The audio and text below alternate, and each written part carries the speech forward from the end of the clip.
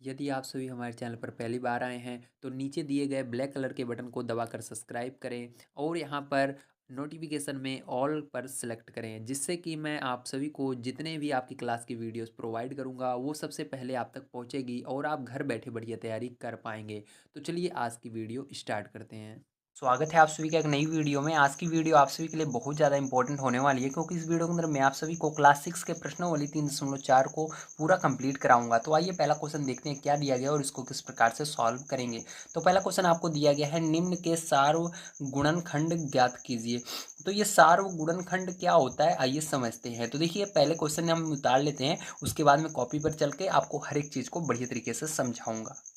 तो देखिए यहाँ पर पहले का ए नंबर का क्वेश्चन मैंने लिख लिया है। सबसे पहले यहाँ पर हम समझेंगे कि इसका गुणनखंड कैसे करते हैं। ठीक, तो गुणनखंड करोगे दोनों का तभी आपको इसका सर्व गुणनखंड मिलेगा। ठीक है, तो सबसे पहले आइए इसका गुणनखंड करते हैं। तो यहाँ पर हम हल लिख करके इसको हल करेंगे और इसका गुणनखंड लिखेंगे। ठीक है, तो लिखेंगे 20 का गुणनखंड। ठीक है, तो गुणनखंड इस तरह से आप लिख सकते हो। ठीक है, अब देखिए यहाँ पर 20 का गुणनखंड कैसे करेंगे। देखिए आपको क्या करना है, 20 का गुणनखंड करना है। तो 20 का गुणनखंड कैसे करते हैं, तो आपको देखना है 20 किस किस पहाड़े में आता है। तो देखिए एक ध्यान रखिएगा, गिनती जो एक होता है उसके पहाड़े में हर एक संख्या आती है, चाहे वो एक हो, दो हो, तीन हो। एक के पहाड़े में देखिए मतलब एक का पहाड़ा को आप ऐसे समझ सकते हो, मतलब एक की गिनती, जो एक की गिनती होती है, गिनती आप पढ़े हो 1 2 3 4, उसके अंदर सारी संख्याएं आती हैं, इसलिए एक सब में लिखना है आपको। ठीक, तो अब देखिए उसके बाद देखना है आपको 20 क्या है, 2 के पहाड़े में आता है, हाँ 2 के पहाड़े में 20 आता है। अब इसके बाद देखना है 3 के पहाड़े में आता है, नहीं आता। 4 के पहाड़े में आता है, हाँ 4 के पहाड़े में आता है 5 बार में। ठीक है, इसी तरह से आपको देखना है क्या 5 के पहाड़े में आता है, हाँ आता है। 6 के पहाड़े में नहीं आता, 7 के पहाड़े में नहीं आता। अब ये 10 के पहाड़े में डायरेक्ट आएगा और 10 के बाद डायरेक्ट ये 20 के पहाड़े में आएगा। इस तरह से आपको लिखना होता है किस पहाड़े में ये 20 आएगा। ठीक है, इस तरह से चलिए 28 का हम गुणनखंड लिख लेते हैं। तो लिखेंगे 28 का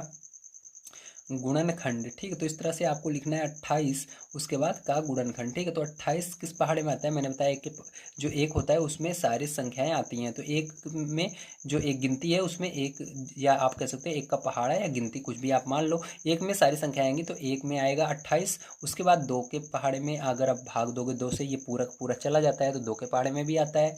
ठीक, इस तरह से अगर देखिए आपको ऐसे देखना है कि 2 के पहाड़े में आएगा कि नहीं। अगर बड़ी संख्या रहती है तो आपको भाग देकर देखना है। ठीक, जब भाग देने पर ये पूरी की पूरी चली जाती है, इसके अंदर शेषफल कुछ नहीं बचता। तो चलिए यहाँ पर मैं आपको दिखा देता हूँ।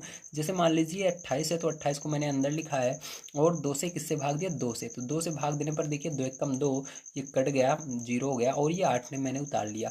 2 चौके 8, तो यहाँ पर देखिए 4 बार में ये पूरा का पूरा चला जा रहा है, नीचे 0 आ रहा है। जब आपका नीचे भाग देने पर 0 आता है, ठीक है, तो आपको पता चल जाता है कि हाँ ये 2 के पहाड़े से कट रहा है। ठीक, ये 28 जो है 2 के पहाड़े से पूरा का पूरा कट रहा है, तो आपको यहाँ पर लिख देना है। तो देखिए 2 के पहाड़े से जाएगा, इस तरह से 3 के पहाड़े में नहीं जाएगा, ये 4 के पहाड़े से जाएगा।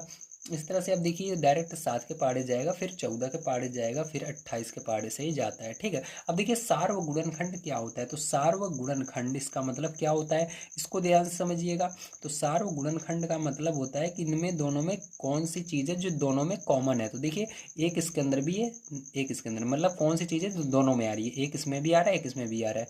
2 आ रहा है, 2 आ रहा है, 4 आ रहा है, 4 आ रहा है, और उसके बाद कुछ नहीं आ रहा। तो ये जो हो गया यही सार्वगुणनखंड हो गया। तो इसके सार्वगुणनखंड में 1 2 और 4, और यही आपका क्या हो जाएगा, आंसर भी हो जाएगा। ठीक है, समझ में आया आप सभी को, वेरी गुड।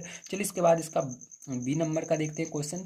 तो बी नंबर का क्वेश्चन इसके अंदर दिया गया है 15 और 25। ठीक है, तो 15 और 25 का आपको सार्वगुणनखंड बताना है। तो देखिए अब फिर से हम देख लेते हैं, यहाँ पर हल लिखेंगे, उसके बाद हम देखेंगे 15 का। ठीक है, 15 का गुणनखंड क्या होगा सबसे पहले। तो यहाँ पर 15 का गुणनखंड, तो 15 का गुणनखंड करिए। तो देखिए जो 15 है वो 1 के पहाड़े में आएगा, 2 के पहाड़े में नहीं आएगा, 3 के पहाड़े में आएगा, 4 के पहाड़े में नहीं आएगा, 5 के पहाड़े में आएगा। फिर उसके बाद 6 के, 7 के, 8 के, 9 के, 10 के किसी के पहाड़े में नहीं आएगा। अब डायरेक्ट किस पहाड़े में आएगा, 15 के पहाड़े में आएगा। ठीक है, अब इसके बाद देखिए 25 का देखते हैं। तो लिखेंगे 25 का गुणनखंड। ठीक है, तो इसका गुणनखंड हम देख लेते हैं। तो 25 का गुणनखंड जो होगा वो 1 के पहाड़े में आएगा, ये 2 के पहाड़े में नहीं आएगा, 3 के पहाड़े में भी नहीं आएगा। ठीक है, अब डायरेक्ट ये 5 के पहाड़े में आएगा, फिर 25 के पहाड़े में आएगा। अब इसका सार्वगुणनखंड आपको बताना है। तो सार्वगुणनखंड में देखिए 1 दोनों में आ रहा है, 5 भी दोनों में आ रहा है, तो सार्वगुणनखंड इसका क्या हो जाएगा, 1 और 5 हो जाएगा। तो यहाँ पर आप लिखेंगे सार्वगुणनखंड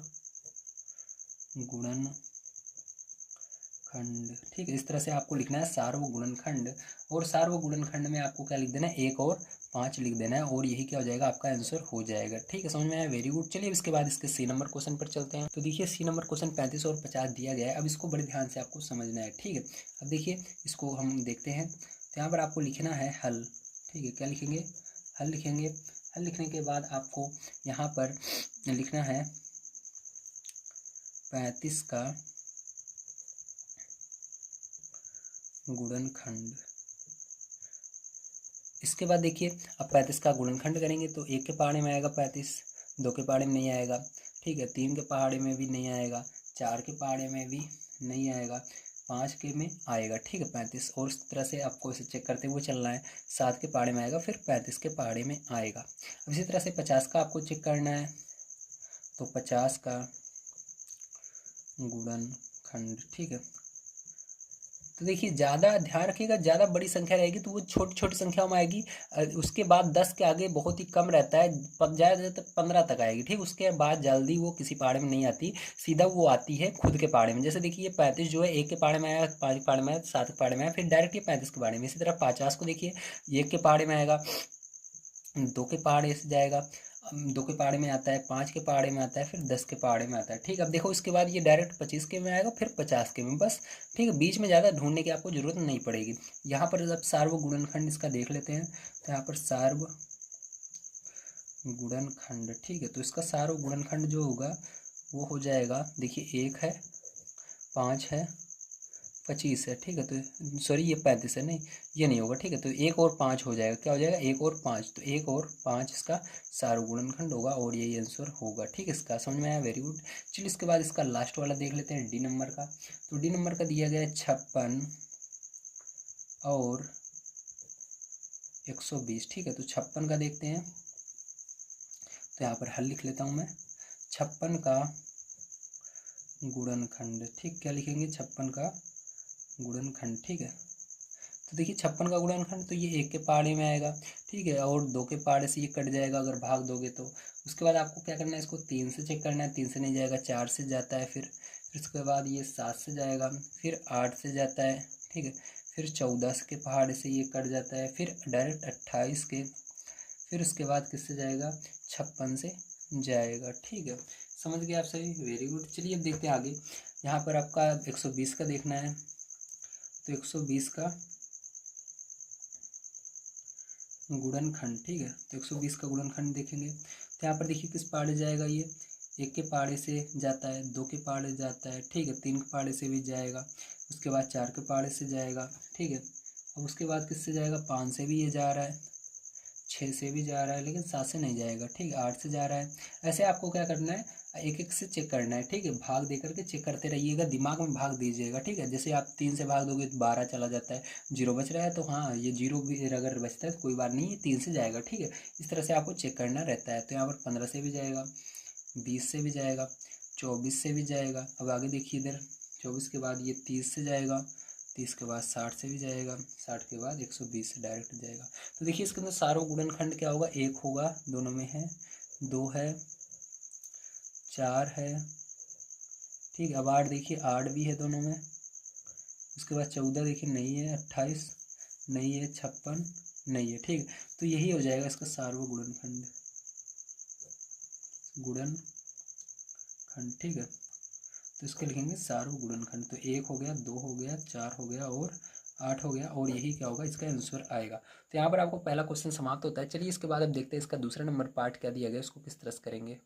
तो देखिए आपका सेकंड नंबर क्वेश्चन दिया गया है, निम्न के सार्वगुणनखंड ज्ञात कीजिए। तो इसके अंदर भी आपको सार्वगुणनखंड बताने, लेकिन इस बार 3 संख्याएं दी गई हैं। तो चलिए इसको देख लेते हैं। तो यहाँ पर मैंने लिख लिया है, ठीक है, पहला नंबर। अब इसको देखते हैं। तो लिखेंगे 4 का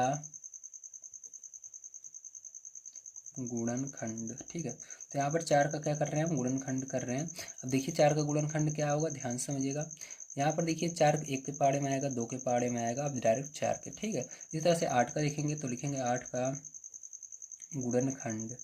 तो 8 का आपको गुणनखंड करना है सबसे पहले। तो चलिए कर लेते हैं। तो ये 1 के पहाड़े में आएगा, 2 के पहाड़े में आएगा, 4 के पहाड़े में आएगा, उसके बाद सीधा किस पहाड़े में आएगा, 8 के पहाड़े में आएगा, ठीक है। अब 12 का देखते हैं। तो लिखेंगे 12 का गुणनखंड, ठीक है। तो 12 का गुणनखंड। अब देखिए ये किस पहाड़े में आएगा, 1 के पहाड़े में आएगा, 2 के पहाड़े में आएगा, 3 के पहाड़े में आएगा, 4 के पहाड़े में आएगा, ठीक है, और उसके बाद 6 के पहाड़े में आएगा, फिर 12 के पहाड़े में आएगा। अब देखिए इसका सारा गुणनखंड आप देख सकते हैं, 1 होगा, सब में है, 2 भी सब में है। अब देखिए यही 4 भी है, ठीक है, तो ये हो जाएगा। तो सारो गुणनखंड में आप लिखेंगे गुणनखंड, ठीक है, तो सारो गुणनखंड में आपको लिखना है 1 2 4, ठीक है, तो यही आंसर होगा इसका। चलिए इसका बी नंबर का देख लेते हैं।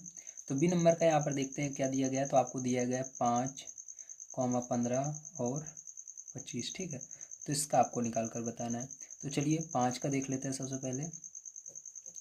तो लिखेंगे 5 का गुणनखंड, ठीक है, तो 5 का गुणनखंड क्या होगा, तो 5 का 1 होगा और 5 होगा, ठीक है। इसी तरह से 15 का गुणनखंड देखना है आपको, निकालना है यहाँ पर। तो 15 का गुणनखंड, ठीक है, तो 15 का क्या हो जाएगा यहाँ पर देखिए, 1 होगा, 5 होगा, फिर 15 होगा, ठीक है, तो ये हो जाएगा आपका। अब इसके बाद देखिए और एक चीज़ यहाँ पर 3 के पहाड़े में भी आता है ना, 5 15, तो यहाँ पर बीच में 3 भी लिख देते हैं ना यहाँ पर। चलिए अब देखिए इसके बाद 25 का गुणनखंड, ठीक है, तो 25 का यहाँ पर गुणनखंड कर लेते हैं। तो 25 एक में आता है, ठीक है, उसके बाद 5 में आता है, फिर डायरेक्ट 25 में आता है ना, तो ये हो जाएगा। अब देखिए 1 इसके अंदर सब में है, तो ये हो गया, और 5 सब में है, तो 5 हो गया, ठीक है। तो यहाँ पर सारो गुणनखंड आपको पता चल गया क्या होगा, सारो गुणनखंड जो होगा वो होगा इसका 1,5, ठीक है, तो यही आंसर होगा। ठीक समझ में आ गया, वेरी गुड। चलिए अब इसके बाद चलते हैं तीसरा नंबर क्वेश्चन पढ़ते हैं और उसको सॉल्व करते हैं। तो देखिए तीसरा नंबर क्वेश्चन दिया गया, निम्न के प्रथम 3 सर्व गुणज लिखिए, गुणज ज्ञात कीजिए, ठीक है, मतलब इसको क्या करना है आपको, इनके पहले आने वाले 3 सारो गुणज ज्ञात करने हैं। तो इसको सारो गुणज कैसे निकालते हैं, देखिए बिल्कुल उसी तरह से होता है, आपको हल लिखना है और आपको इसका पहाड़ा लिखना शुरू कर देना है। 6 का पहाड़ा लिखिए, तो 6 का 6, 6 दूनी 12, 6 3 का 18, ठीक है, इस तरह से आपको करना है, ठीक है, आप इस तरह से लिखेंगे। तो देखिए ध्यान से देखिए, मैं यहाँ पर क्या कर रहा हूँ, पहाड़ा लिख रहा हूँ। कहाँ तक लिखेंगे इसको, इसको आप जब तक 3 नहीं हो जाते, दोनों में 3 3 नहीं मिल जाते, तब तक आपको लिखना है, ठीक है। तो चलिए मैं लिख रहा हूँ, 6 का लिखना शुरू कर रहा हूँ। तो 6 से शुरू कर रहा हूँ। तो 6 का 6, 6 दूनी 12, 6 3 18, 6 चौको 24, 6 पंचे 30, 6 छंग 36, मतलब 6 आपको इसके अंदर जोड़ कर लिखना है, ठीक है। 6 सत्ते 42, 6 48, 6 9 54, 6 दहम 60, और 6 और जोड़ोगे 66, फिर 6 और जोड़ोगे 72, इस तरह से ये जाएगा, ठीक है। अब देखो इसके अंदर मैंने 6 का लिखा, अब 8 को भी आपको लिख देना है यहाँ पर। 8 का 8, 8 2 16, 8 3 24, 8 चौक 32, 8 पंच 40, 8 छंग 48, 8 अठाई 64, ठीक है। 8 7 एक सेकंड, 8 7 56 नहीं लिखा, 8 7 56, 8 अठाई 64, 8 9 72, 8 दाम 80, ठीक है। अब देखिए जैसा कि आप इसे देख सकते हैं, यहाँ पर क्या किया मैंने, यहाँ तक लिख दिया। अब देखिए इसके अंदर क्या क्या हमको 3 गुणज क्या मिल गए हैं इसके। तो देखिए जो 3 हों, तो देखिए यहाँ पर 8 यहाँ पर है लेकिन यहाँ पर नहीं है, यहाँ पर 6 है लेकिन इसके अंदर नहीं है, 18 देखिए इसके अंदर है लेकिन इसके अंदर नहीं है, 24 इसके अंदर भी है, इसके अंदर भी है। और उसके बाद देखिए आगे चलते हैं, और क्या चीज़ है, 48 देखिए इसके अंदर है, इसके अंदर भी है, ठीक है, और 72 इसके अंदर है, 72 इसके अंदर भी है। तो हमको इसके अंदर 3 गुणज मिल गया, तो आंसर में इसी को लिख देना है आपको। आंसर में क्या हो जाएगा इसका, यही हो जाएगा। तो आप आंसर में लिखेंगे इसके अंदर, ठीक है, आप क्या लिखेंगे, 6 और, या आप 6 और, ठीक है, 8 के 3 सार्व गुणज बराबर क्या होंगे, 24 होंगे, 48 होंगे और 72 होंगे, ठीक है, इस तरह से आप लिख देंगे, ठीक है। तो ये आपका हो जाएगा आंसर। चलिए इसके बाद इसका बी नंबर का देख लेते हैं यहाँ पर।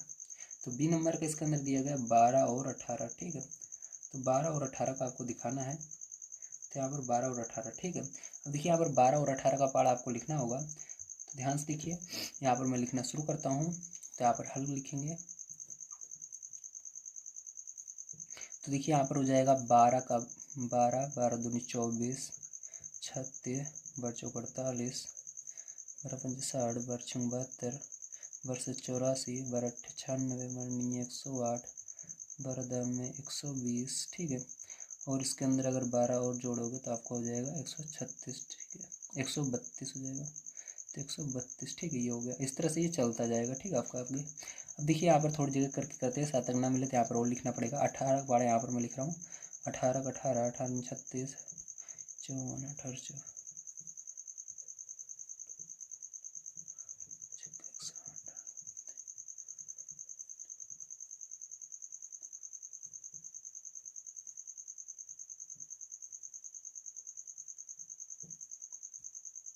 ठीक है। तो यहाँ पर मैंने लिख दिया। अब देखिए ध्यान समझिएगा। अब यहाँ पर देखते हैं, तो देखिए इसके अंदर हमारा 36 है, इसके अंदर 36 है, 72 है, 72 है, 108 है, 108 है, तो ये आंसर हो जाएगा आपका।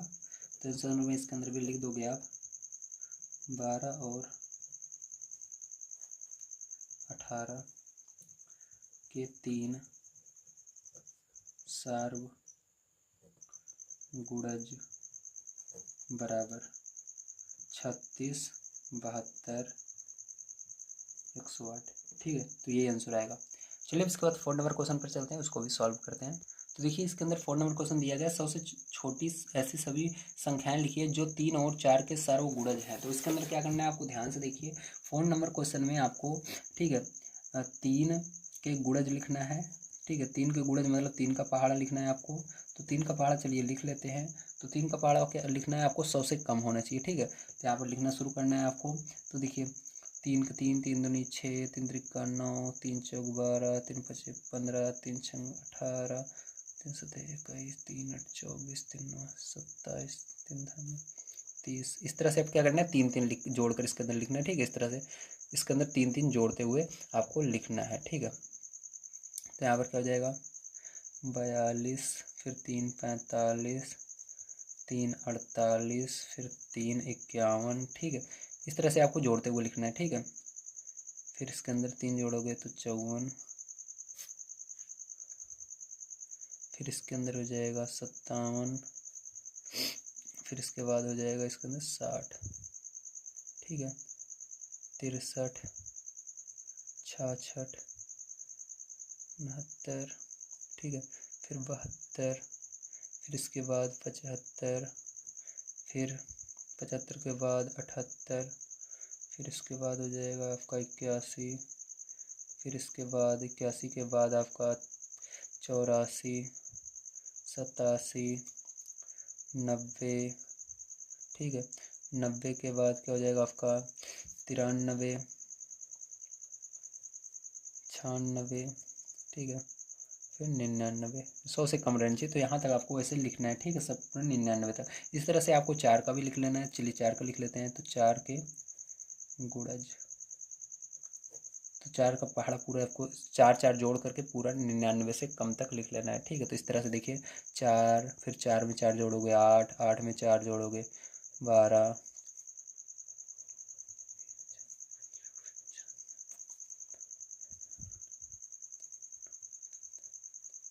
40, फिर इसी तरह 4 4 आपको जोड़कर ऐसे लिखते रहना है। तो देखिए 96 तक होगा, अगर इसके आगे आप ले जाओगे 100 हो जाएगा, ठीक। तो 100 से छोटी का यहाँ तक हम लिखेंगे। अब इसके बाद ध्यान से देखिएगा, आपको इसके अंदर देखना है कौन कौन सी चीज़ें जो दोनों में आ रही हैं, ठीक है। तो यहाँ पर देखिए आप देख सकते हैं 3 मिलाते हुए चलिए, ऊपर भी मिला रहा हूँ नीचे भी मिला रहा हूँ, ठीक। 12, तो 12 दोनों जगह मिल रहा है, 24 दोनों जगह मिल रहा है, ठीक है। अब उसके बाद देखिए आगे 36 मिल रहा है, ठीक है। अब उसके बाद देखिए 42 इसके अंदर नहीं है, इसके अंदर 48 मिल रहा है। देखिए आगे 56, 60 मिल रहा है, ठीक है। अब इसी तरह से आपको देखते हुए चलना है पूरा ऐसे बढ़िया तरीके से। 72 मिल रहा है, ठीक है। और उसके बाद देखिए आपका 75, 80, फिर 84, 84 मिल रहा है, फिर 92 नहीं है, 96 मिल रहा है। इस तरह से देखिए इतनी संख्याएं हैं जो कि दोनों में मिल रही हैं। तो आंसर में आपको इसी को लिख देना है, ठीक है। तो आंसर में आपका यही हो जाएगा। चलिए लिख लेते हैं। तो आपका क्या होगा आंसर में 12 होगा। एक संख्या का किसी का भी उठा लीजिए, ऊपर वाली को उठा रहा हूँ। 12, 24, 36, 48, 60, 72, 84 और 96, यही आंसर हो जाएगा। ठीक है, तो आपको समझ में आया किस तरह से करना था। Very good. चलिए अब इसके बाद हम देखते हैं इसके आगे क्वेश्चन क्या दिया गया, उसको किस तरह सॉल्व करेंगे। तो देखिए 5 नंबर क्वेश्चन दिया गया है, निम्न में से कौन सी संख्याएं सहअभाज्य संख्याएं हैं। तो देखिए सहअभाज्य संख्याएं ढूंढने का बहुत आसान तरीका है। आपको सबका क्या करना है, गुणनखंड कर लेना है। अगर इन दोनों में कोई भी चीज़ कॉमन मिल जाती है, ठीक है, तो ये सहअभाज्य नहीं होगी। अगर कोई भी चीज़ इन दोनों में कॉमन नहीं होगी, मतलब ऐसी कोई भी संख्या ना हो जो दोनों के एक ही पहाड़े में आती हो, ठीक है, मतलब ऐसी कोई भी संख्या ना मिले जो दोनों में हो, ठीक है, तो वो सहअभाज्य होती है। चलिए अब समझते हैं कॉपी पर। तो यहाँ पर देखिए 5 नंबर का इसका पहला नंबर दिया गया है 18 और 35, ठीक है। तो 18 का जब आप फैक्टर करोगे तो क्या होगा, तो इसका गुणनखंड करोगे तो देखिए इसका क्या आएगा गुणनखंड करने पर, तो यहाँ पर आपका आएगा, तो देखिए इसका गुणनखंड करने पर ये आया है। आप देखिए इसके अंदर कोई भी चीज़ ऐसी नहीं है जो इन दोनों में मिल रही है, एक के अलावा कोई भी चीज़ नहीं होनी चाहिए, ठीक है। तो एक तो देखिए हर जगह रहता है, तो एक को नहीं लिया जाता। तो जब आप देखो इस तरह से कि जो संख्याएं हैं उसके अंदर एक के अलावा कोई भी चीज़ कॉमन नहीं आ रही, मतलब देखिए इसके अंदर 2 है लेकिन इसके अंदर नहीं है, इसके अंदर 3 है इसके अंदर नहीं है, इसके अंदर 5 है इसके अंदर नहीं है। तो ऐसे जब आप देखते हो तो यहाँ पर आप कह सकते हो कि ये सहअभाज्य है। ठीक, क्या है, सहअभाज्य, क्योंकि इसके अंदर एक के अलावा कोई भी चीज़ कॉमन नहीं है। तो ये क्या है, सहअभाज्य है। ठीक है, इसको आप बोलोगे सहअभाज्य। इसी तरह से चलिए सेकंड वाला हम बी नंबर का चेक करते हैं, और यहाँ पर सी नंबर का चेक करते हैं, और यहाँ पर डी नंबर का चेक करते हैं। तो देखिए जब आप इसको करोगे तो इसका फैक्टर इस तरह से आएगा। ठीक है, तो इसके अंदर देखिए बी वाले में आपका 15 का आएगा, 1, 3, 5, 15। देखिए इसके अंदर एक कॉमन है और 3 कॉमन, देखिए इसके अंदर और कोई चीज़ नहीं कॉमन, ये 37 है, ये 3 है। ठीक है, तो ध्यान रखिएगा ये 37 पूरा का पूरा लिखा गया। तो यहाँ पर ये वाला जो भी है ये भी सहअभाज्य होगा। क्या होगा आपका, सहअभाज्य होगा। ठीक है, इसी तरह से आपको इसको भी करना है। तो यहाँ पर देखिए इसके अंदर आप देख सकते हैं कोई चीज़ कॉमन है क्या, तो एक कॉमन है और इसके अलावा 5 भी कॉमन आ रहा है। ठीक है, तो इसके अंदर ये सहअभाज्य नहीं है क्योंकि इसके अंदर 5 भी कॉमन आ रहा है एक के अलावा, तो सहअभाज्य नहीं है। अगर कोई भी संख्या और आ जाती है तो उसको सहअभाज्य नहीं होते। ठीक है, नहीं है। चलिए अब आगे देखते हैं इसको। तो इसके अंदर देखिए 17 इसके अंदर भी आ रहा है कॉमन एक के अलावा। ठीक है, 17 भी कॉमन है, एक तो है ही, 17 भी है, तो ये भी सहअभाज्य नहीं है। तो सहअभाज्य नहीं है। ठीक है, इस तरह से आपको लिख देना है। ठीक है, चलिए इसके बाद आगे देखते हैं। तो देखिए जब आप 16 और 215 का करोगे तो इसके अंदर देखोगे कि यहाँ पर आपका एक कॉमन आ रहा है और इसके अलावा, ठीक है, यहाँ पर और भी कोई चीज़ कॉमन नहीं आ रही है। ठीक है, तो ये क्या है, सहअभाज्य। ये नंबर वाला क्या है आपका, सहअभाज्य है। ठीक है, तो यहाँ पर आप लिखेंगे सहअभाज्य, सहअभाज्य। ठीक है, तो इस तरह से आपको लिख देना है सहअभाज्य है आपका। अब चलिए इसके आगे हम देखते हैं।